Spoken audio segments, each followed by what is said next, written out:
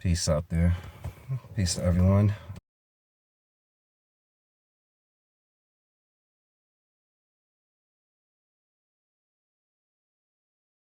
Good morning, good evening, wherever this video finds you. Hope that all is well. So I'm coming up on my fifth episode of this podcast. And I have to say this has been a labor of love. It's July 4th weekend, and I've been recording since January, February, March. I think April. I've been recording interviews when I can, and with scheduling, and it's the only thing I can say is this has been an absolute labor of love. With my tech savvy, lack thereof, and not necessarily interested in being in any kind of spotlight or limelight, whatever have you. It's been some growth on my part. I'm growing into this space that I'm in. I want to give a shout out to a very influential podcaster who just recently passed away. Right by the time this interview comes out, it'd be late July. But June 10th, we lost Brent Thomas of Paranormal Portals podcast. He was gracious enough to let me share some of my stories on his podcast. Can't explain why my interview has been deleted, but I digress. I'm not sure what happened there, but I'm just wanting to acknowledge that. It gave me agency to feel out being a podcaster, being a facilitator of information for individuals' experiences. But I just want to get into my next conversation. She is a wonderful young lady from out in California. Yolanda Williams, host of Reiki Radio podcast. She was gracious enough to allow me to interview her and gave me a lot of points and tips, and she's been helping me along the way. We both have, I was a guest on her podcast due to a project she and I had been a part of some time back. It's an anthology on Reiki experiences, and I'm kicking myself because I'm drawing a blank on the name. Reiki Heart. They're gonna kill me if I get this wrong, but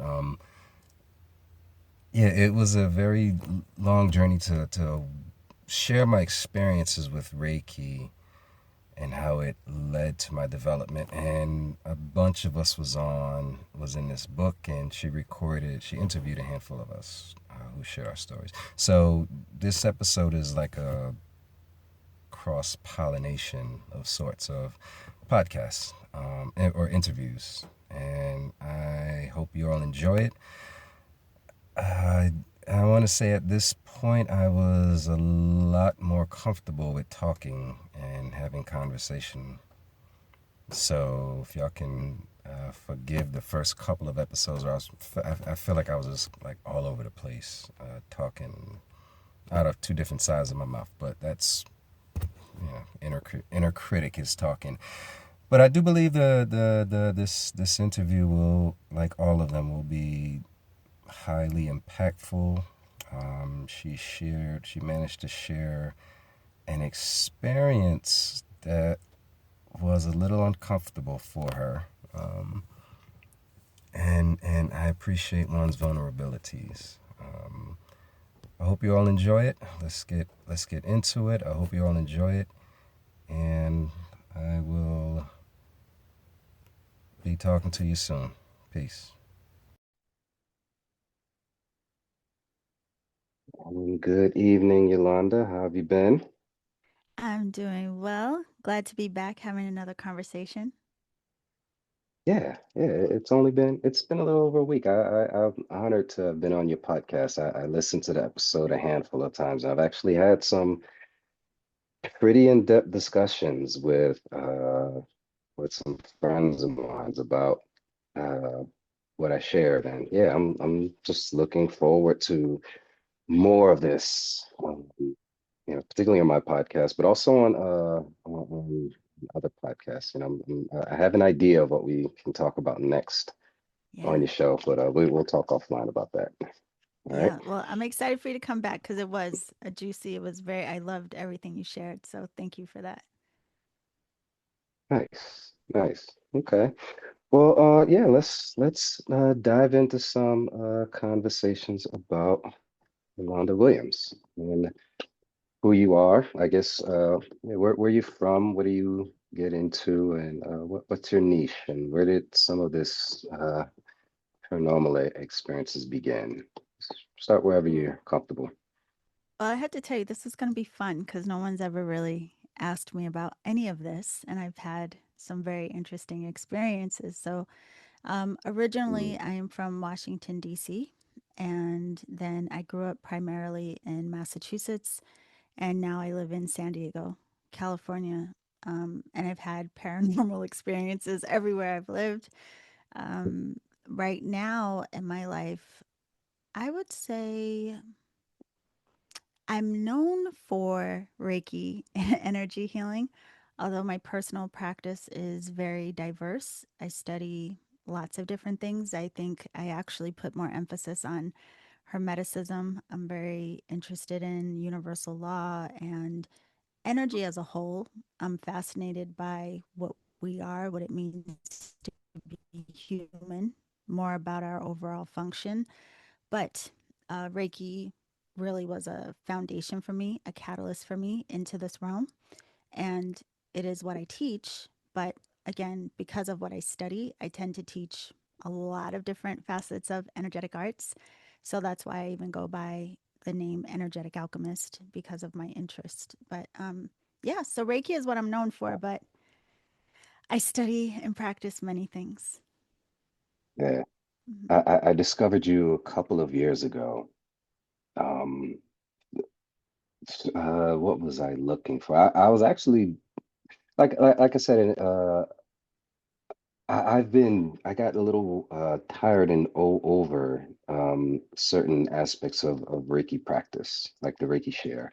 So, in my journey, Black Reiki, Black folk in Reiki, and Mm. your podcast is one of the ones that popped up top of the list. So, yeah, I've been listening to a lot of your interviews, and you come off it's almost like you can keep up with anyone's modality in the Mm. way you facilitate, in the way it's like Yeah. energy doesn't lie.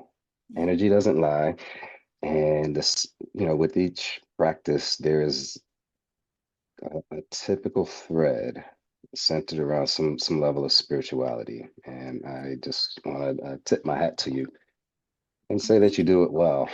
You do Thank it you very so well. much. Yeah, I think it's really, yeah. Jonathan, because I'm just curious. I'm not one of those people that, I'm not attached to anything in particular. So I'm not someone that's so rigid about this is what I believe and my way is the right way. And I studied with the best people or anything like this. I mean, I think I've had some incredible teachers, but I don't agree with all of their points of view. And I'm sure they don't agree with some of the things that Mm, I say or how I translate things. But I still respect that everyone has, their ways of processing and understanding all of this. And I'm fascinated by it all. So, I think my curiosity is what keeps me comfortable in conversation with mm, anyone because I don't have anything to prove. I hope we have fun talking and I hope whatever we talk about will be helpful to whoever may listen. So, yeah, that's mm. generally where I come from. I love that. I love that. A neutral soul Yeah. will living within neutrality. I mean, that's it's heavy and light at the same time. I remember this. So I've shared many times that I've been scratched in Balo Mayumbe. It's Yes. an ATR. One of the first things the brother that put me through the ceremony, because he's him and his wife, they were like incredible spiritismo. They read your spirit Yeah. well. And he told me I'm gonna have a certain level of difficulty working with um people within these different orders because the amount of one spirituality. Two, two, there's a huge amount of what we call Egun spirit around me that and it's vast. My ancestry is vast from a lot of different continents, Mm. and it was like you either people are gonna have a hard time working with you either because they don't know how to or they're not going to be willing to. And I marched with that for years, studying as I do, and just kept making a way for myself. And I'm in a very comfortable place within my walk Yeah. as a man of neutrality, because I don't belong to any one section, Yeah. like you said. Yeah, I've learned from some incredible folk that didn't have an attachment to me either. Hmm. Not in the level where they're gonna be like, you're mine, and Right. and because I'd be like, I'm not, Right. you know, Yeah. yeah, yeah. So it's a freedom. It's a huge level of freedom that I carry, that I walk with, Yeah. and yeah, I'm just identifying that seems to be a similar path that you're on. Yeah, Yeah. I mean, and it's yeah. funny because when you were saying that, that's the word that came to mind. It's really freedom. And I Mhm. need that. But, also this curiosity and kind of non attachment to anything really has been woven throughout my life, especially in the realm of spirituality. I was one of those kids that was curious about everyone's religion. And like I mentioned, I lived in DC, I lived Mm, in Massachusetts, I live in Southern California. So I grew up around all different cultures. And in that, I was always friends with people who had different faiths, whether Muslim, Buddhist, Catholic, everything you can think of. Not to mention there was, diversity in religion within my family. But my mom, she never pushed anything on me. She was always very open to me deciding for myself what I believed. And so, because she had that openness, I had that same openness and just would ask people, like, oh, what do you believe and why? But the thing that struck mm, me as a young person is most people would say, oh, this is the religion I am. But when I said why or what do you believe, they often didn't know. It was just like, I don't know. It's just that's what my family is. I was like, wait, what? right, What do you mean? right, How do you claim something or say this is what I am and you don't even know what the beliefs are really, or you're not practicing whatever that may be? So that always right. struck me kind of odd. But the thing that I found most fascinating, and it only illuminated more when I came into my own seeking in a spiritual way, not in a religious way, was realizing that all of these systems are pointing to the same thing. And so then that's really what even Mm, drives my curiosity now is like, what is the big mystery of our design that all of these teachers and prophets and whatever you want to call them, ascended masters, what were they all pointing to, trying to help us understand about our own potential?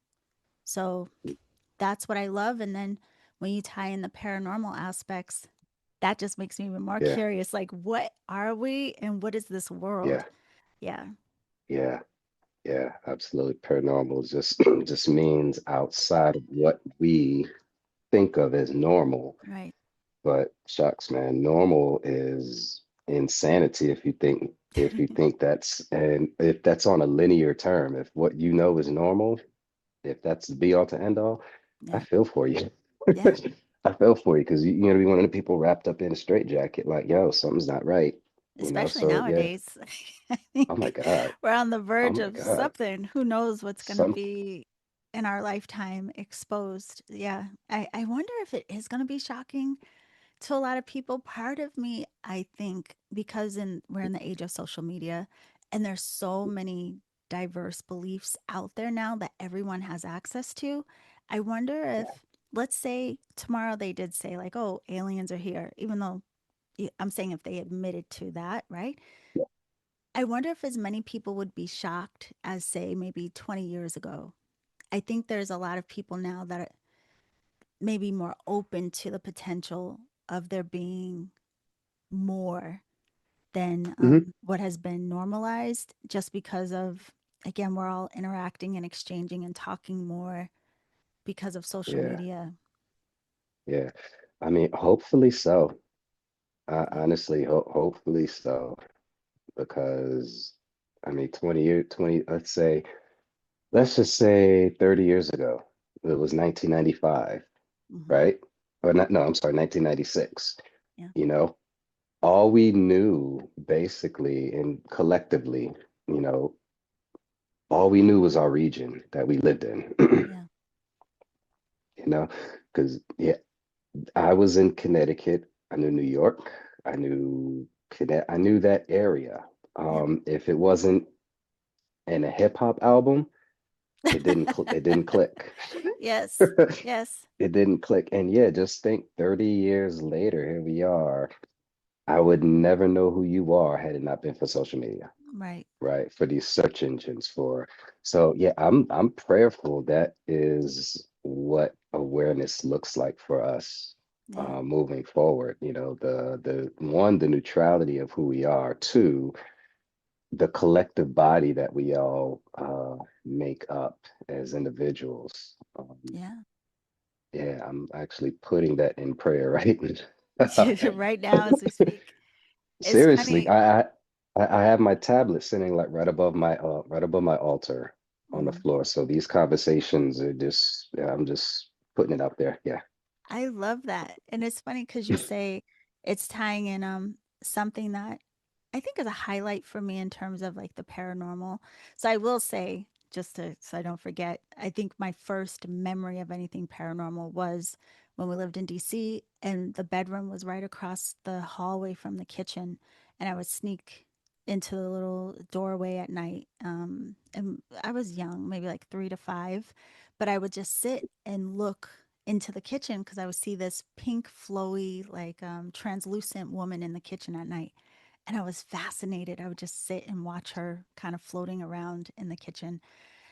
But um, I'm skipping. A woman, I'm sorry, a woman in pink or a pink Like woman? she was pink in color. She was translucent, but in my memory, she was kind of like this see through kind of pink hue.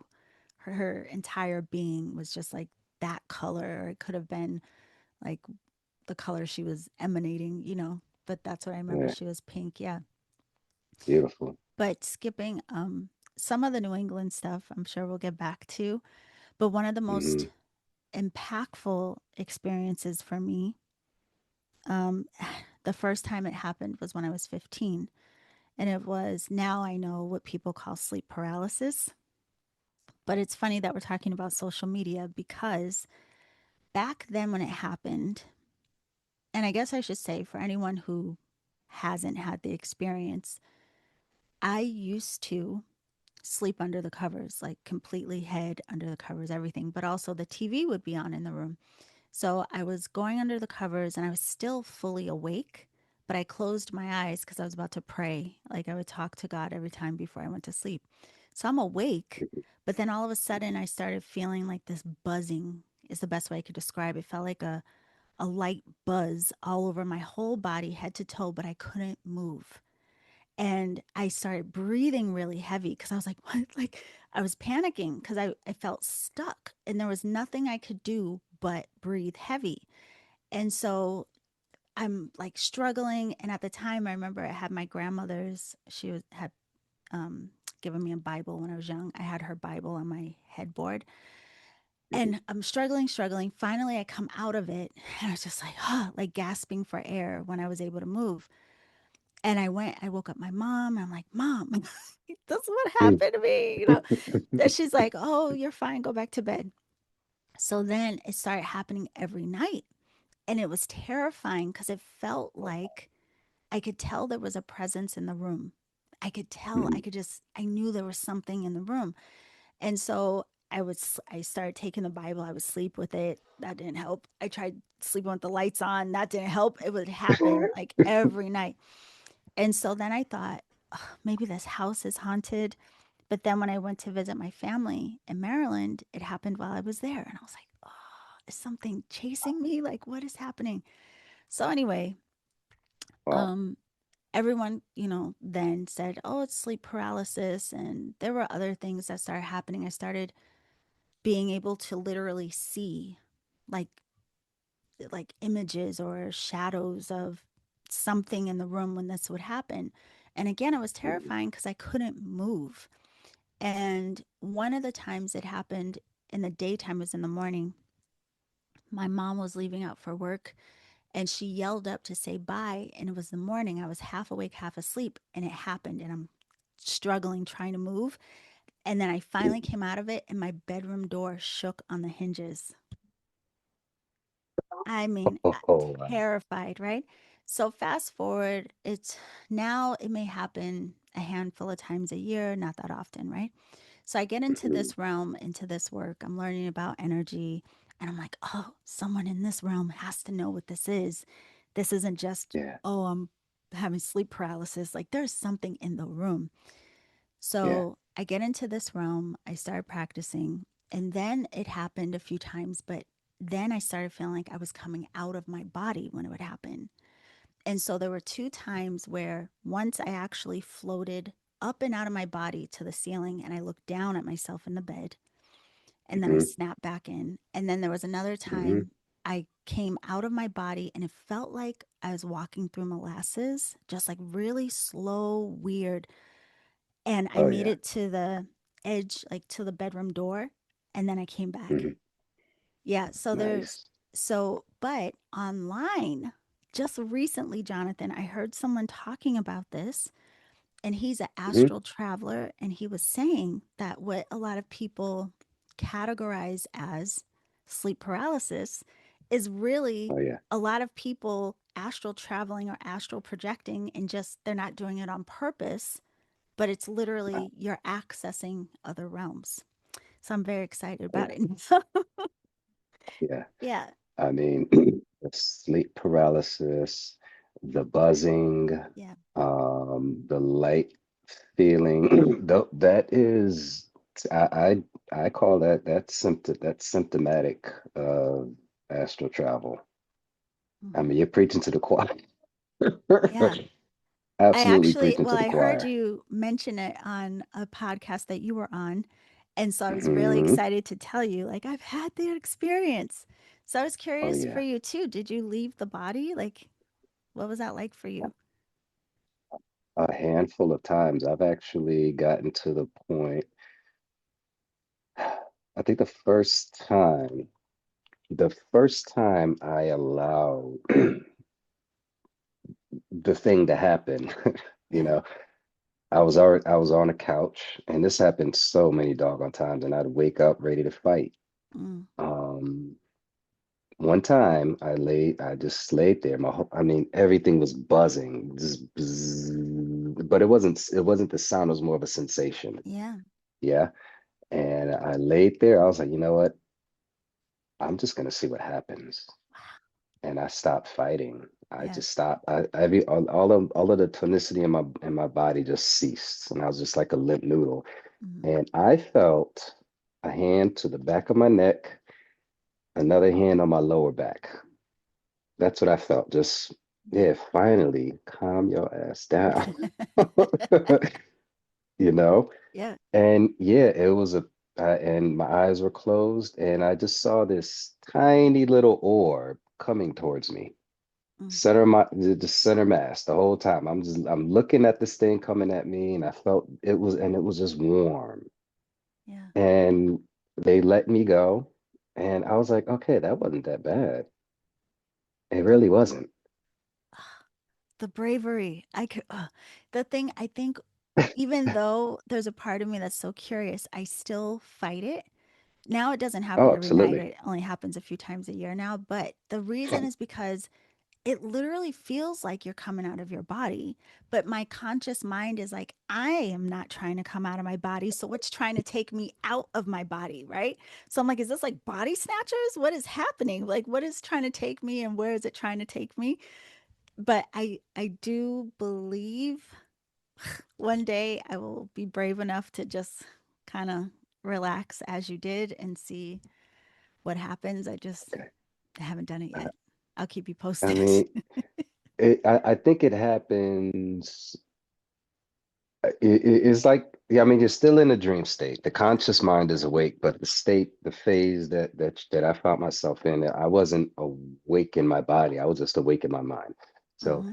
here's another instant that showed me not so brave, because this was years later, and the same Yep. thing. I felt the weight. I couldn't move. Yeah. And I felt myself being pulled out of my body. Jonathan was not going that night. I Mm. decided, I don't know what's going on. I don't even care, but I know I'm not getting off this mattress. Yeah. So this is what happened. This is the box spring mattress. I'm on top of the mattress. Listen, I was awake in my mind. I was in the room. The little lamp that I sleep with every single night was on as Yeah. prescribed. They told me to light candles, but I do lights either way. And it's because of the lucid state. Like Mm. the way I am in lucid dreams is the same way I would see the room as if the light was on. Yep. So I put that together from years later in a reader. But nonetheless, the room was where it was.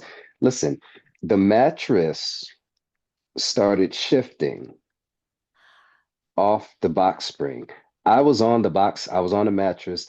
This thing was tilted Oh. at an angle. I was on this thing like I'm not going nowhere. And I laid there. I was calm in my head, but my body was just like, I'm not going anywhere. I don't know who this is. There was no one in the room.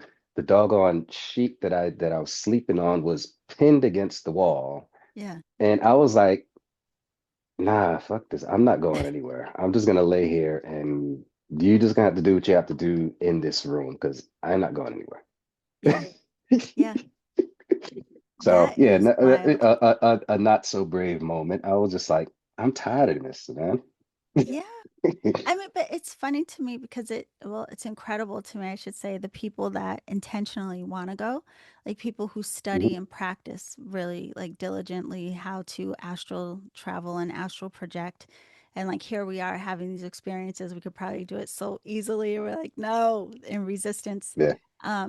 Yeah, but it's still something that fascinates me. And I'm sure one day I will let go Mhm. fully. I mean, through all of them, there have been very different types of experiences. But one thing that's consistent is I've always sensed some other energy in the room. I don't know Mhm. who they are, what it is, but I always can sense that there's another presence in the room when it happens. And that is less scary to me now than it was back when it started when I was 15. Now I'm just like, can you leave me alone so I can sleep? Just like, Just once. Yeah, yeah. go. Yeah. Wait in the corner. I'll get to you when I get to you. You Yes, know, pretty don't much. don't make me don't make me pull up my singing bowl and like send you to your next level of your next plateau. All Yeah, right. yeah. Yeah. But it's Yeah. crazy in this realm, I think, with energy work. There's a lot of debate even in the Reiki community where some people say, they have very intuitive experiences, which I have. And then there are some people that say Mm, absolutely not. It's not even related. However, for me, um, it's hard to separate the two.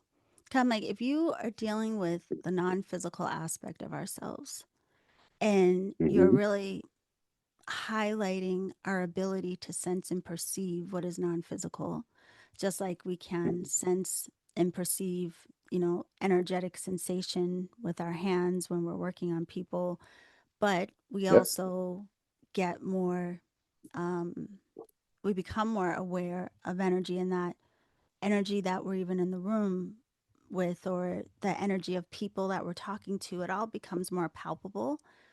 So I think Yeah. our intuitive nature becomes more refined quite naturally. And that I think also opens us up to a lot of interesting experiences, possibly, like, depending on, I guess, us and what we're open to. But I've also had very interesting experiences just by being open to working with energy and working in different people's fields, because everyone is carrying something different and everyone feels quite different. But yeah, that's been interesting too. Yeah, I love it. I love it, yeah.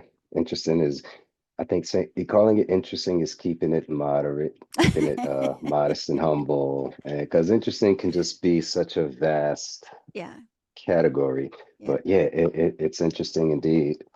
But yeah, I wanna know some of your earlier experiences, some things that came about that you may or may not have had answers back then.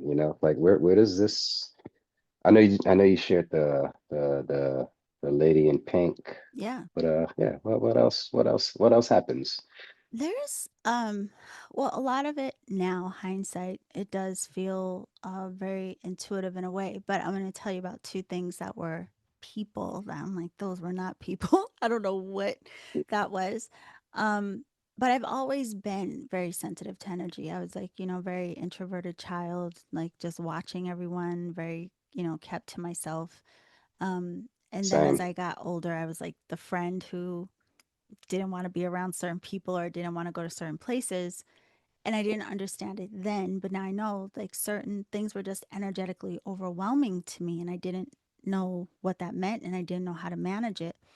So, um, but I had this way again of being able to sense and feel the presence of things, or having a sense or knowing when something was going to happen. So, one of the things that was pretty significant is I was in my 20s, and we were drunk or and things. I was in my 20s, and we had gone to this party that some people we knew had thrown. It was a big, pretty big party. But when we were leaving, where we were parked, we would have walked out and gone to the right. But when we walked out, I was like, no, we have to go to the left. And my friends, were all like, oh, no, we got it. We're parked over here. And I screamed. I was like, we got to go that way. And I'm a very, like, chill person. So for me to yell like that was pretty jarring. But I was so insistent, like, no, we have to go this way.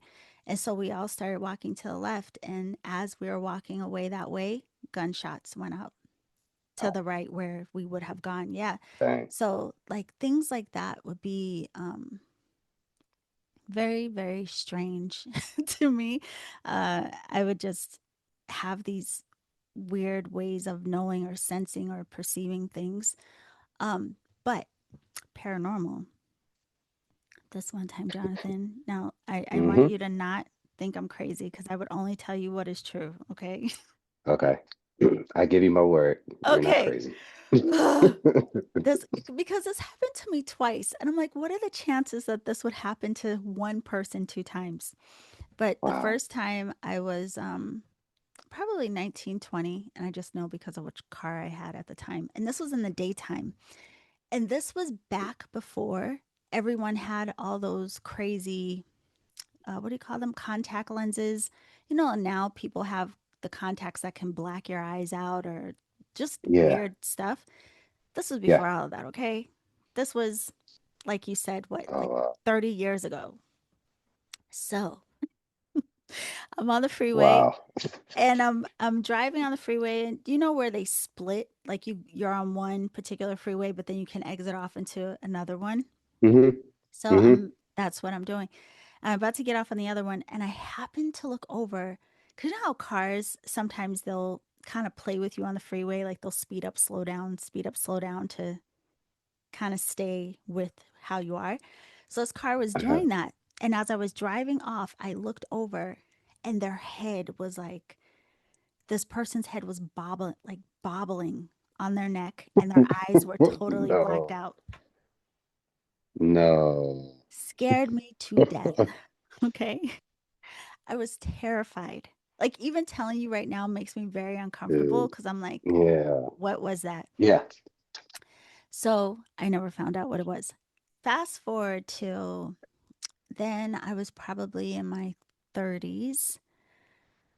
I got goosebumps still. That, I mean, it was weird. So then, yeah, I'm fast got forward, like in my 30s, and I'm driving back from LA. I was coming back from a friend of mine's house. And it was, now this was late. This was like 2 in the morning. And I'm driving back, Mhm. and the same things happened, like a car, and it was a nice car too. It was like a really fancy car. But they were doing that thing where they like slow down, speed up, drive right next to you, then they'll speed up, brake, and then as you come, just kind of playing with me on the freeway. And Mm. it made me uncomfortable, one, because it was like 2 in the morning, but I'm also by myself. Hmm. And so Hmm. as a they did this for a while, and then I looked over, same thing. Blacked out eyes, head Hmm. bobbling. Jonathan, let me tell you something. Oh, I don't know what that is. I don't know what they're trying to get in contact with me or what. And fortunately, I came up on one of the times where they sped up to pass me. I got mhm. off on a different freeway, terrified. I was afraid to get out of my car when I got home. Like, that's how afraid I was, and how I'm telling you, certainly that was not that was not human, whatever it was. I don't know what it was, but twice I've seen it. How do you My like heart those goes out to apples? you. Okay, my heart goes out to you. I mean, when, I mean to see, wow. I mean to see people transparent, translucent, you can wrap your head around that Yes. eventually, Yeah. you know. Right. Yeah. I can't, I can't, No. I can't. Mm-mm. No. My heart goes out to you because that is very, very, very, that's almost beyond trauma, you know? Yeah. I mean, that's really scary, especially because I've not heard anyone else talk about that in Yeah. particular. You know, like I've heard people say they've seen things, and they've described all kinds of things. People describe seeing all kinds of things. I've never heard anyone Yeah. describe that. Closest thing I can relate to that would be a dream. Mm, Just a random dream, and this yeah. guy was chasing me, and I'm losing it. I've completely lost it. I'm running in circles. I'm running. I'm falling. This dude, he would grab, he would grab me, right? Yeah. Turn me, make me look at him, and his eyes would Oh just no. start going in circles. Like his eyes would go get wide, Yeah. and his they would just start going in circles, and I'd break free. I'm running, and he'd grab me, and again, just lost it. I woke up that morning, just I couldn't. I didn't even know what to say to anyone. Well, see, that's strange to me too, only because I think dreams are fascinating, because they really Mhm. are. They're like another aspect of an experience that we have. I mean, granted, we're in an altered state, we're in a different realm of consciousness, we're in a different zone of reality, so to speak, you know, but Mhm. we have Mhm. these experiences in the dream state, and a lot of times they feel so real, you know, and it's like, God. it's just, I don't know, it's just fascinating to me, the idea of like, what is reality even really? And even when you talk about like people who can have lucid dreams, or people who Mhm. can again astral travel or do all these things, it's like, what is reality, you know? And is it Right. just really matter what state of consciousness we're in at any given time? Like, how do Mhm. we translate that really? Listen, that Yeah. sounds more terrifying than what I saw. Especially because they grabbed you. I would not. Mm-mm. Yeah. I couldn't. I wouldn't know what to say. I Yeah. yeah. Um. to yeah, which reality is most important, or which reality, which existence is the true essence of us? Yeah. That's an interesting search. And I guess every day we get to decide which one is more important, Hmm. I feel. Because in some of these lucid dreams, I can dictate what happens next. Yeah. And in the moment, that's happening. That's actually happening. I kind of know the layout of the adjacent neighborhood to where my co-parent lives. Hmm. She's gonna get a kick out of this interview. I was on her couch one day, early morning, um, trying to get my daughter ready for school. She was doing her thing, so I laid down or something. I was on the couch and I dozed off and I couldn't move. Mm. Next thing you know, I felt myself pulled off the couch. I didn't fight it, and I felt like I was just in a hammock, just Mm. swaying back and forth. And I was like, "Oh, okay, cool. So let's see what happens." I stood up and I walked through the wall, leaped over into the next neighborhood. So I kind of get Wow. know the layout of what that looks like the next street over. Yeah. Yeah. And then flew back and landed and woke up. I was like, "Yo, that was so dope." But that's the thing. I think those kinds of experiences, and if we don't, if we don't just so hard line like, oh, dreams are just not real, but rather be curious about what they are. I think Mhm. examining all these different states of experience that we have gives us more understanding again than what we are and what we're capable of and how we function and how these different realms of existence have like different rules of engagement. So like you said, Mm. I'm fascinated with people who say they lucid dream and they know they're in the dream, but they can control like what happens, switch the scene, do whatever it is they're Oh going to yeah. do, right? And I'm like, imagine if we had that level of trust, knowing, or understanding when we're in this realm, what we would be capable of. Do you see? So it's like, I think all of these different expressions give us different opportunities to study, different ways Mhm. to understand, even just human consciousness and how vast that is. But again, how it really works. I think we write too many things off as like not real. And so then it's like, then we would never understand anything. Curiosity is the key to it all, because if Yeah. with curiosity, it's going to come to you. Like Yeah. it'll show up. It'll show up however it feels you're ready to see it, whatever Yeah. shape or form, whatever reality, whether it be this one or the other one or the ether or wherever we find it, that's where it's gonna be. That's where it'll be, Yeah.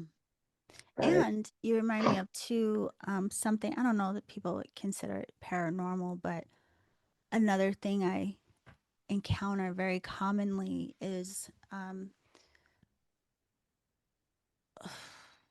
I'm able to perceive just like it feels like packets of information.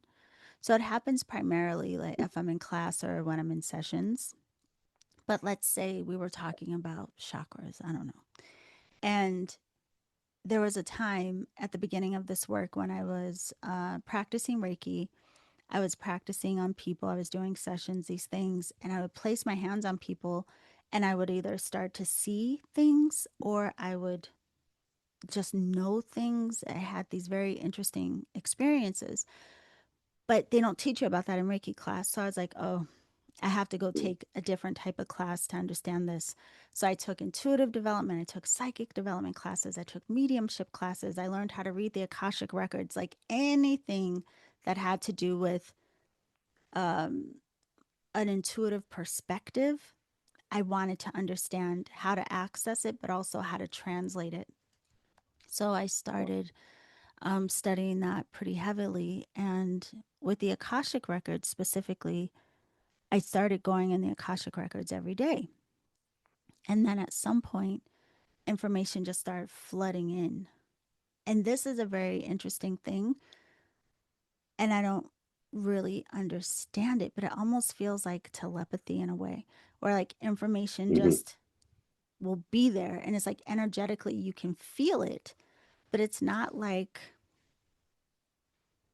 you know, where some people say, like, some people you'll see like they let something take over their body, or some people Hmm. they'll see or hear something in the room. It's not like that.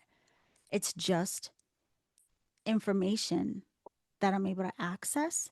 So that Yeah. also makes me curious about if literally the room you're in, all of us are in, we are quite literally surrounded by information. There's Hmm. energy that is in the room within us, it's projecting out of us. There's energy in the room that you're in from what happened in that room 10 days ago. We're just not Hmm. always paying attention to what is surrounding us or what we have access to. But that's another thing with this understanding how we function.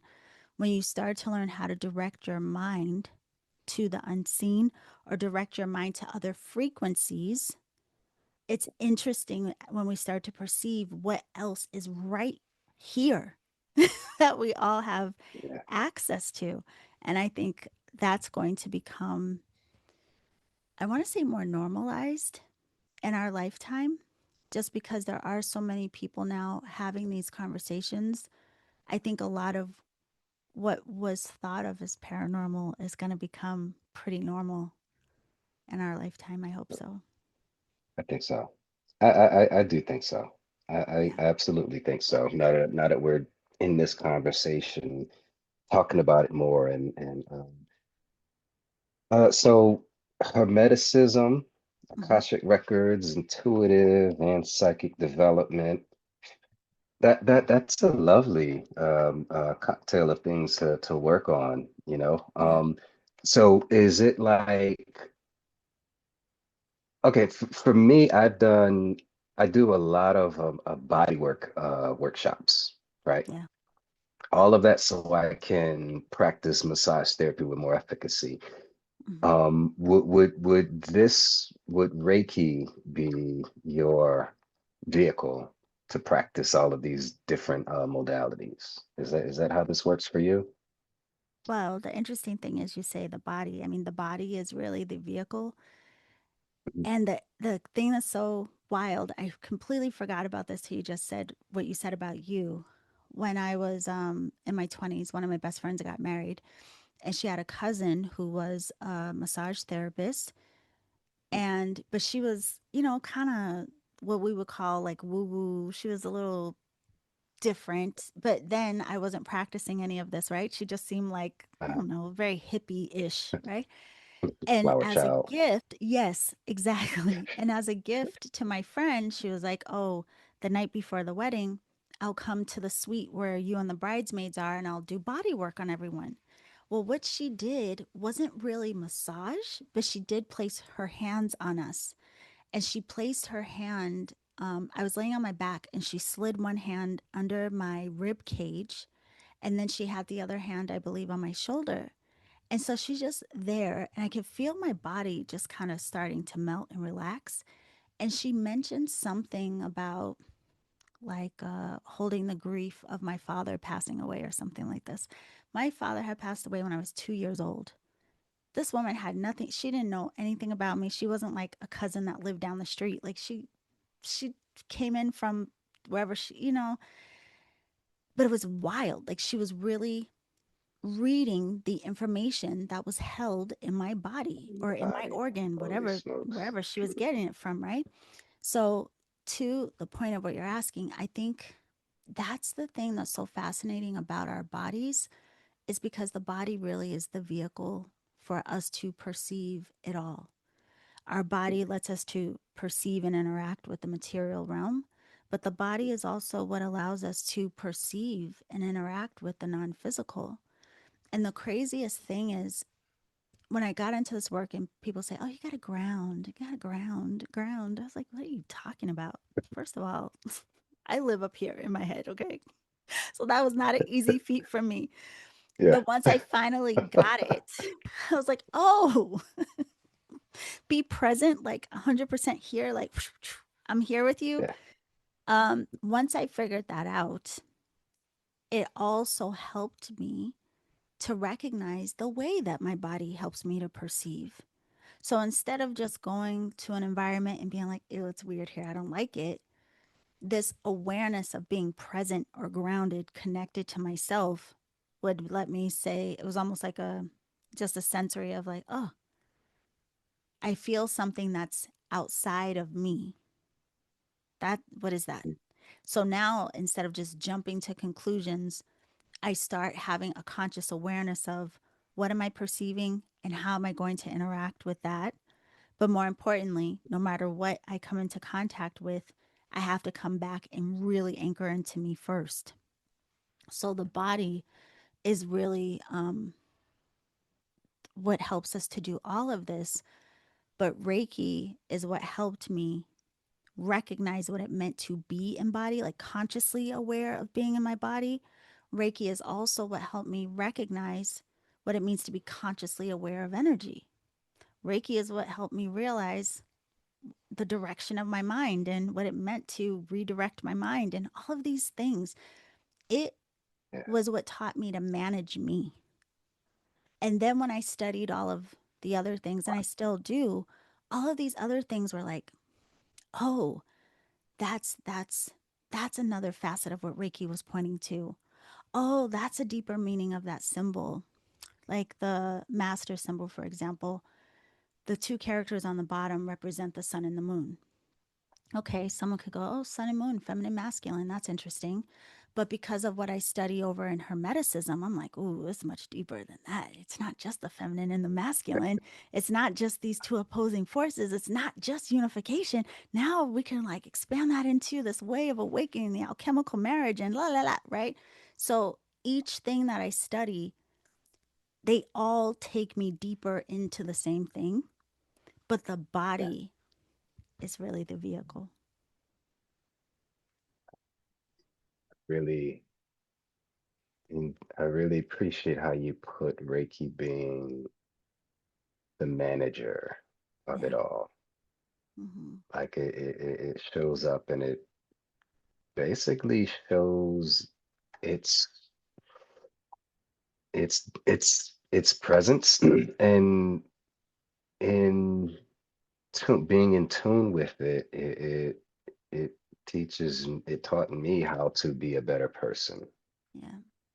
Yeah, or better yet, it taught me how to be when either it's real calm, it's a little rough, or when shit hits the fan.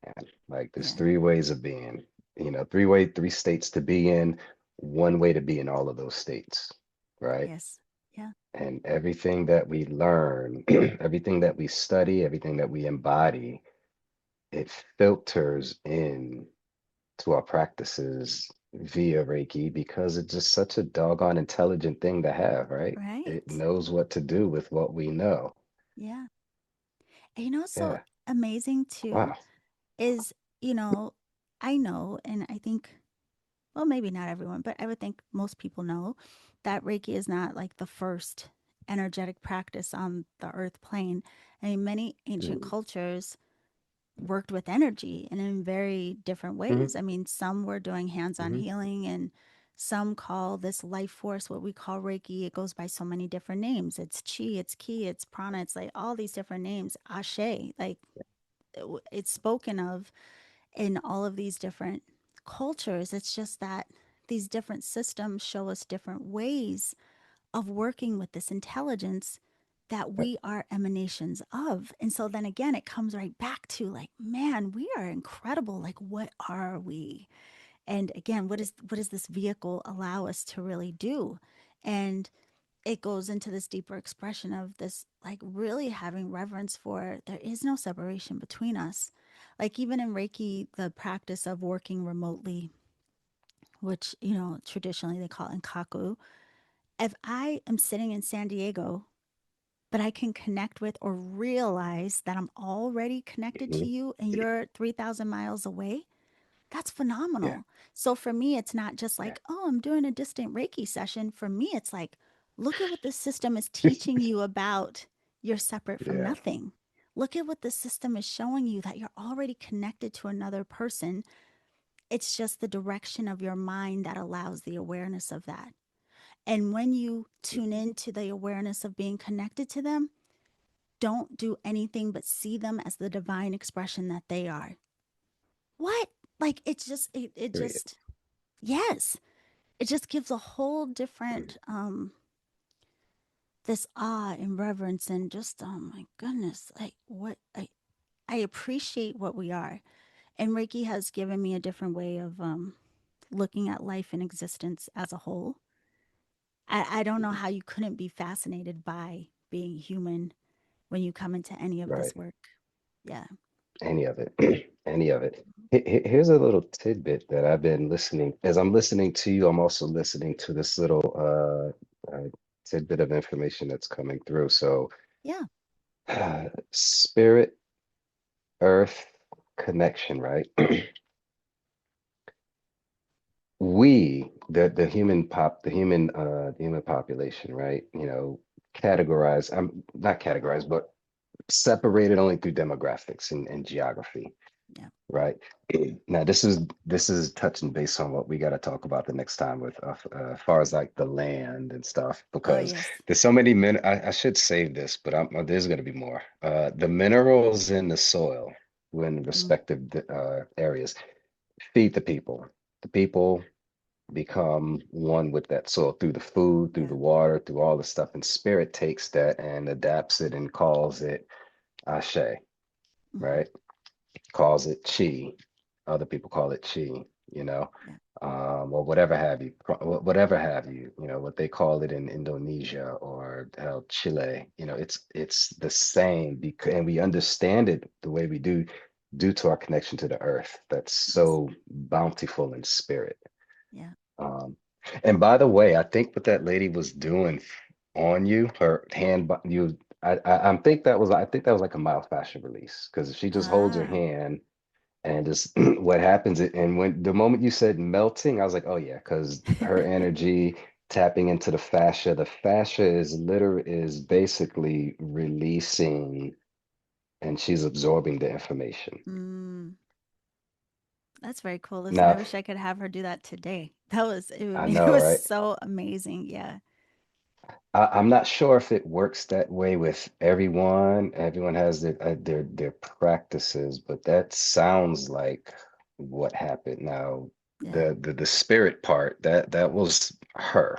Yes. You Yes. you don't go to you don't go to bodywork school and learn spirit how spirit works. You just learn how the body works, and Yeah. the spirit takes on its own But that's the thing that's dynamics so within you, fascinating. That's what I think about. Like, isn't it? we can only go as far as we allow ourselves to go, right? So it's like some people go to Reiki class and they will be very like, this is what my teacher said, this is what was in the book, that's it, that's all. And they don't allow the expansion of possibility or to really trust what their own experiences are. The same of body workers. Are you kidding me? There have been several times where people lay their hands on me. I was laughing when you said someone asked you if you were doing Reiki. I've asked masseuses, I've had, a massage, and I say, like, are you doing energy work on me? And they'll be like, how do you know? And I'm like, I can feel it. What are you talking about? Yeah. But it is all fascinating. I think it's us.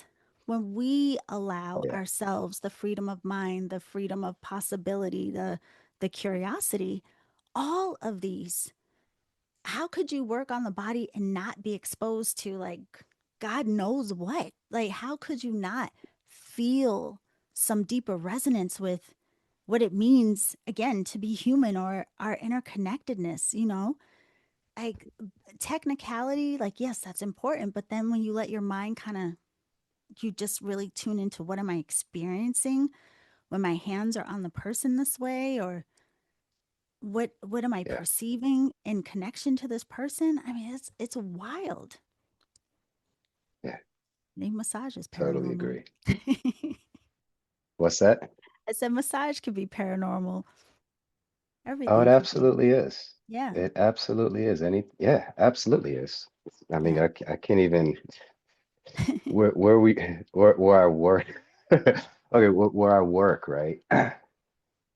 It was known to have this cowboy in there, Mm, a spirit cowboy, and I'm, some of my coworkers, they would see him walking through the walls. Is Wow. some random dude, and I would sit, I would be in the hallway waiting for my person to come out of the room, and at the corner of my eye, I would see the door, the door to the next, that same room is Yeah. open, lights coming out, and there's a shadow moving back and forth in the room.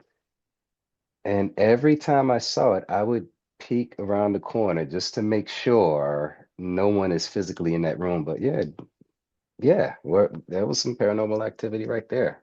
Yeah. Wow. It's right there. And so, interestingly enough, my Reiki teacher, the master and master teacher symbols, I told her about it. She's the one who saw him. She was like, "Oh, okay. He's connected to the land. He Yeah. existed before the shopping mall was Oh, erected, da da da da." So, yeah. one day she pulled up and she sat in the car. She saw him. He saw that she saw him, and he decided he just bolted. He just backed off and went somewhere. And so anytime she pulled up, he would see her, oh shit, and he would take off. Yeah. And one time she caught him, she caught his attention. Was like, I see you and I know you see me. And she talked to him, was like, what do you want? What's going on? I was here long before these people were here. Yeah. Fair enough. Yeah. So eventually he moved on because we don't That see is him anymore. And I wild. don't see the shadow or anything. You know But what you yeah, she remind me of told me all too? that went down. Have you heard of people talk about portals at all? Portals, and the I hear only of them. I've heard people talk about them, but the only thing I think there was this one time I lived in this apartment at the time when I first started all these practices. And I mean, there are people that would vouch for this. That place, the energy was off the chain. Like, especially when I first started practicing energy work, because, they say, like, where you meditate, you build up energy in that space, or whatever you practice, you kind of build the Oh yeah. resonance of Oh that yeah. in that space. And so I was practicing a lot in that space, but when my friends would come over, people come over, they'd be like, "Oh my God!" Like it got so energetically thick in there. Um, it was incredible, and there were so many. I can't believe I didn't even lead with this. Oh well, we'll have to talk about it another time. But there was a lot of It's okay. paranormal activity in that apartment. And I remember one time this woman who was very, very psychic, she told me, she was like, "There's a portal in this apartment." I was like, "Well, can we close it? Oh, Like, what oh wow. what do you do with a portal?" But yeah, so I don't know much about them, but I know it was very thick and powerful, and the lady said there was a portal there. Interesting. Strange And things. no one ever taught me that about your prayer space becomes a portal. But it makes absolute sense. It makes absolute sense. And especially when the stuff is when it's intentional. You have your tools, you have your items, you have your water, you bring the elements, you bring the prayer. Yes. Maybe it was, I mean, you just happen to have just luck of the draw. I mean, if he was already had some type of spiritual Yeah, practice and maybe. you just happened to land in an apartment that, I mean, maybe you opened the portal, maybe it was already there, yeah, but I'm sure you filled it with some goodness for checks and balances, right? Yeah. Well, it's the same as like churches, right? Hmm, Like those kind of environments where people pray a lot. You walk in, you can feel like there's an essence in anywhere you go. I mean, yeah, no matter what type of environment is, you can feel the resonance of what's commonly practiced or done in that space. And so, yeah, I think it makes all the sense yeah, in the world. yeah, yeah. Whether you have a Yeah. word for it or not, but just knowing that something is there, yeah. Yeah. Okay. Um, is there anything else you want to share? Or I do have a question that I ask everyone here. Yeah. What do you want to do? I have all the time I'm in the ready world. for it. Well, I didn't know. I mean, Okay. I'm looking at the time. I'm like, oh my gosh, I can't take his whole night. But no, I just want to say, whatever the question is. I'm excited, but I just want to make sure you know I really appreciate having this conversation, and it's always so much fun to talk to fellow seekers, Mhm. and you know I am very thankful that now people have access to more conversations like this because I think it's important to Mhm. helping people on the paths and knowing they're not doing anything wrong, so to speak. But I think it also will help a lot of people open up to the potential of what they're capable of. So thank you for having me and thank you for Right. having these Uh, conversations.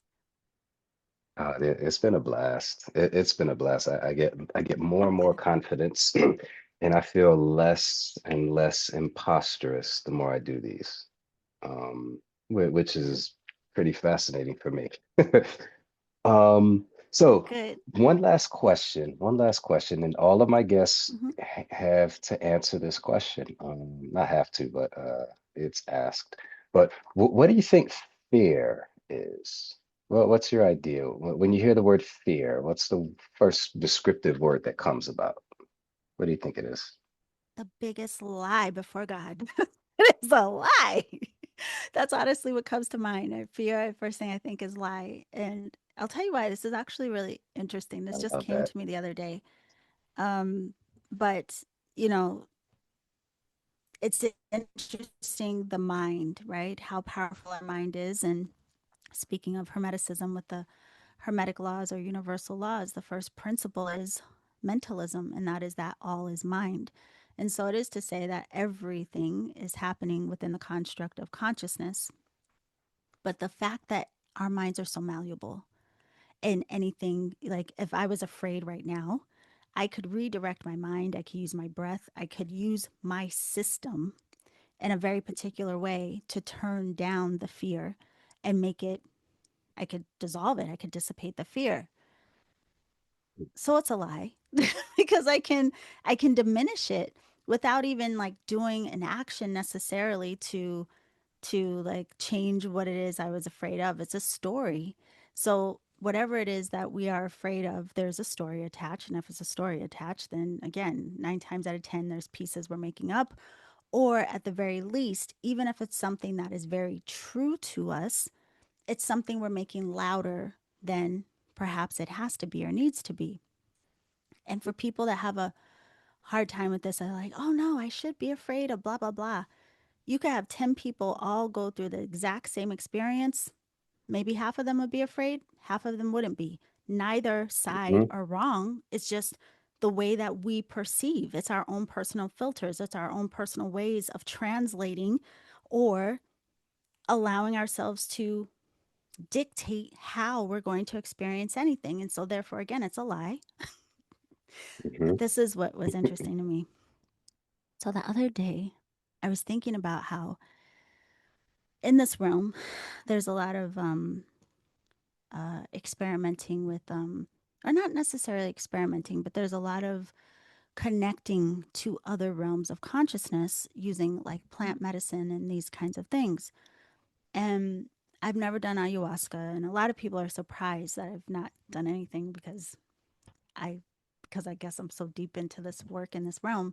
But part of it is because I'm genuinely fascinated of knowing like we already have these chemicals, these natural occurring like hormones and things that um, these different plant medicines will give us access to in a more prominent way. We already have that accessibility, right? And so I'm just very curious of like, how do I get there on my own? Like, how do I, it's going to take longer and it's more practice and all this blah, blah, blah. But we're literally designed to be able to access other realms of consciousness, other realms of intelligence. We are designed to be in communication with spirit and everything within the scale and spectrum of what that is. We can access it all, right? So I'm fascinated by this. But I was thinking about, and not to say, I mean, I've tried things when I was younger. Listen, I've lived, No right? judgment. But yeah, but that was recreational, not like a spiritual Yeah. quest. Yeah. But I was thinking about how when people are in those states, when people are in those altered states, they Mhm. seem to be fearless. And I was thinking simultaneously, when I've seen people in those kinds of states, not only are they fearless, but they really believe that they are communing with the divine, right? Yeah. So I'm like, Yeah. that is a very interesting thing that earlier, prior to going into that state, that person may have been afraid of 20 things in their life. They could have been terrified, worried, stressed the F out, Yeah. right? And then Yeah. all of a sudden, they move into a different state of consciousness. Same person, same life, nothing's changed, just their state of mind. What they're Mhm. accessing has changed. And now all of a sudden, they're like, not worried Mhm. about a thing, not afraid of any. It's a lie. Fear is a lie. I see the transition from first of all, I think plant medicine is for those who need to elevate to a certain level. Mm-hmm. Not not putting myself above or below anyone, because I can tap into things. But I've also microdosed ayahuasca. Yeah. I've done some psilocybin. It's some fascinating shit. Yeah, I've heard. Um, it's some seriously fascinating things to see, Yeah. man. Yeah, I can. I'm gonna have to bypass the urge to share some of that stuff. But so we transitioned But can I just say, I want from to say for people, just to sure, clarify, I think it is a lie that feels very real. Okay. So I'm not saying like I understand. I absolutely. have times I'm afraid too. I get that it feels very Hmm. real, but it is something that is, Hmm. um, it's malleable and we can transmute it. Okay. Sorry. Go ahead, sir. It is. It's all good. I'm glad you emphasized that because I'm about to. It causes me. It gives me more cause to speak on this thing. So as we evolve, what do we have? We have an emotional body. We have Hmm. the physical body. Yeah. Hmm. So you're familiar with what the amygdala is, yeah? Yes. The reptilian brain. Yes. So fear is in that part of our physical body. Hmm. That's where it's stored. That's where it's housed. I think when we move from amygdala-driven thought patterns into the hippocampus, that's another part of the brain that developed later on as we developed. There contains the memory, right? Hmm. Of not just this lifetime, but the capacity to other lifetimes as well, other lifespans. That's where it's stored. So it's, fear is stored here. The next section of the brain is where memory is. So evolution shuts off certain lights in the amygdala and turns them on in the hippocampus. Hmm. Does that make sense? Yeah. That's how I see it. That's how I see this work going. Well, you're reminding me of, I mean, like to really dumb it down, I guess, to say the example that's coming to mind is like the boogeyman under the bed, right? So like a kid, and you have Absolutely. children, so maybe you can really Absolutely. resonate with this. But kids, like if they believe the boogeyman's under the bed, they're terrified. And then He's under you that come bed. in, he's under that bed. It's very, very real to them. But then you Hmm. come in their safety zone and you say, oh, Hmm. there's no boogeyman. I'm going to stay right here with you. And now they feel safe and the fear starts to dissipate. Hmm. Nothing really changed under the bed. Hmm. What changed Right. was the way now their mind is directed to you, their safety point, and you, what they trust in, says there's no boogeyman under the bed. But it's just to say, it's like, look how, again, how changeable our minds are. Like, yeah, we could be Hmm. terrified of something in a moment and we can cling Yeah. to that. And it reminds me of like the whole like Buddhist concept of our suffering is like really our attachments, the stories, the ideas, the fears that we make so loud and we refuse to see any other way. It eats us alive. It's like the Egyptian story of the weighing of the heart at the time of death with Mayat. Like if your heart is heavy, it's going to be devoured by that crocodile beast. And if your heart is as light as the feather, you get to go to the field of reeds, right? But if we don't take it so literally, it's saying that fear is literally what devours us, but it doesn't have to Yes. be that way. It's transmutable. So, really, what will set you free? What is it about the fear? What's the story? What do you have to deconstruct? What do you have to see from a different lens of understanding to help that weight dissipate and then come to the conclusion of either there's another story or there's a solution. There's all kinds of possibility where fear can die. Yeah. Yeah. I love that. I see. Sorry, I get really Now you excited. now I do. I can. I know what you're talking about. You don't have to explain that. Yeah. See, the inner parent in me has come out, and if any of my kids ever said that there was a boogeyman under the bed, first thing I would do would look under the bed. I'm like, oh, here's why. The boogeyman loves dirty beds. The boogeyman is fascinated with what you have going on under your bed. So if you want to eliminate the boogeyman under your bed, let's clean all this Clean up. stuff out. Keep it clean. Brilliant. You know what I mean? Because Yeah. yeah, negative energy resides within dirty spaces. Brilliant. I wish one of my kids would have said there was a boogeyman under the table. I would plug I that. think you I could would write a plug that whole in children's book on that premise. on that I'm telling premise. you, you That was should so write a whole children's book on that premise. Yes. because fear can be nullified with another narrative. Yes. Yeah, Hmm. it can be. Yeah. Yeah. I, yeah, I have my own concept of what fear is. I saw it in a QHHT session, but that's why I ask my guests, Mm. because we all have a concept of fear, what fear is. We all should at this point know how to dance around it, move around it. So, and for those who are still figuring things out, here we go, you Yeah. know. Yeah, Yeah. words from Yolanda. What fear is? It's a big ass lie. It's a That gets lie. us to do a lot of things. A It's a lot of manipulator. It's things, a man. lie. It's Listen. a listen. We could laundry list what it is, but yeah, good Yeah, question though. Interesting. I love it. Yeah, thank Yeah. you. I love the answers so far. So, yeah. Well, all right.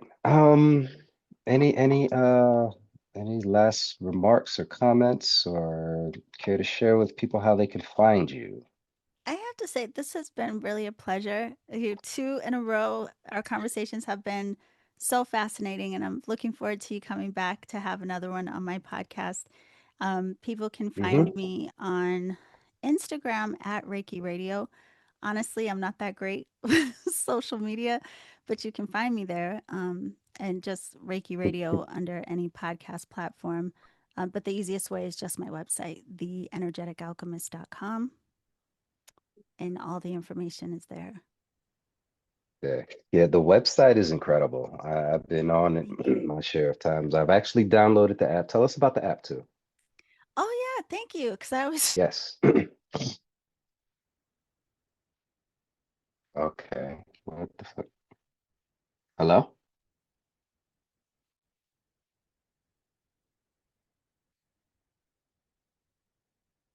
Hmm.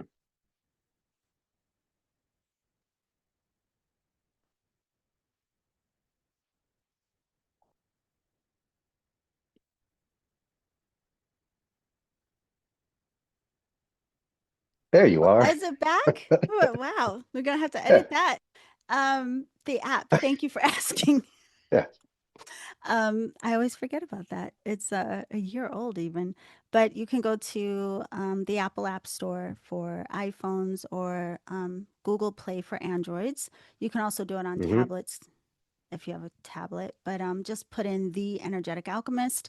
It'll come up. It's free. You can download. There's different tips. There's some free classes. I do weekly oracle readings. Oh, because I created an oracle deck a couple of years ago. So I do readings with There my you go. oracle deck. And yeah, I just put different information on there to help people with their practice. And I like for us to be very experiential together. So yeah, you can find me on the app. I'm more active there than social media. Okay, good. I'm glad I plugged that in. I'm I'm glad glad you to. plugged that in. Because I do have the app and it's friendly to the tablet. You're gonna see me on there soon enough with Good, good. my next week or so. Okay. Well, yeah, I enjoyed this. I Thank you. enjoyed So this did very I. much. It's incredible talking to you, and we're gonna do this again. We'll talk offline about the next game plan. Yes. Sound good? Thank you so much. All right, awesome. Thank you. Thank you. And